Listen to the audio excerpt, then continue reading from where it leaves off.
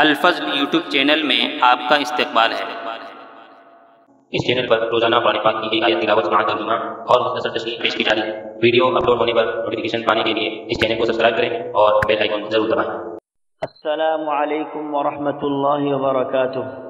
میرے دینی و ایمانی بھائیوں اور بہنوں، سورہ نساء آیت نمبر 61 پیش خدمت ہے۔ اعوذ باللہ من الشیطان الرجیم۔ وَإِذَا قِيلَ لَهُمْ تَعَالَوْا إِلَى مَا أَنزَلَ اللَّهُ وَإِلَى الرَّسُولِ رَأَيْتَ الْمُنَافِقِينَ يَصُدُّونَ عَنكَ صُدُودًا۔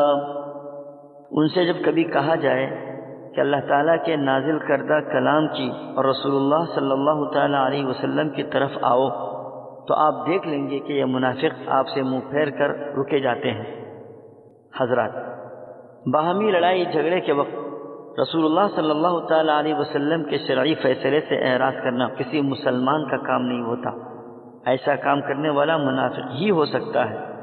یہ منافقین کی عام روش اور طریقہ تھا کہ جس مقدمے میں انہیں توقع ہوتی تھی کہ فیصلہ اپنے حق میں ہوگا تو اس مقدمے کو نبی کریم صلی اللہ تعالیٰ علیہ وسلم کے پاس لے جاتے تھے، مگر جس مقدمے میں اندیشہ ہوتا تھا کہ فیصلہ اپنے خلاف ہوگا تو اس کو آپ صلی اللہ تعالیٰ علیہ وسلم کے پاس لانے سے انکار کر دیتے تھے۔ اب بھی اس طرح کے منافقین پائے جاتے ہیں۔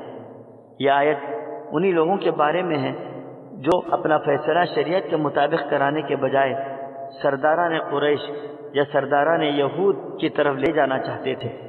اس حکم میں وہ تمام لوگ شامل ہیں جو کتاب و سنت سے اعراض کرتے ہیں اور اپنے فیصلوں کے لیے ان دونوں کو چھوڑ کر کسی اور طرف جاتے ہیں۔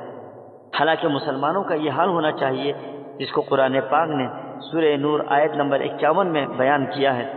انما کان قول المؤمنین اذا دعوا الى اللہ ورسولہ لیحکم بینہم ان یقولوا سمعنا واطعنا، یعنی جب انہیں اللہ اور اس کے رسول کی طرف بلایا جائے تاکہ وہ ان کے درمیان فیصلہ کریں تو وہ کہتے ہیں کہ سمعنا واطعنا، ہم نے سنا اور اطاعت کی۔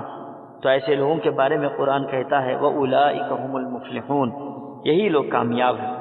اللہ تعالی ہم سبوں کو شریعت کے مطابق عمل کرنے اور زندگی کے تمام شعبوں میں اس کو نافذ کرنے کی توفیق عطا فرمائے، آمین۔ وآخر دعوانا ان الحمد للہ رب العالمین۔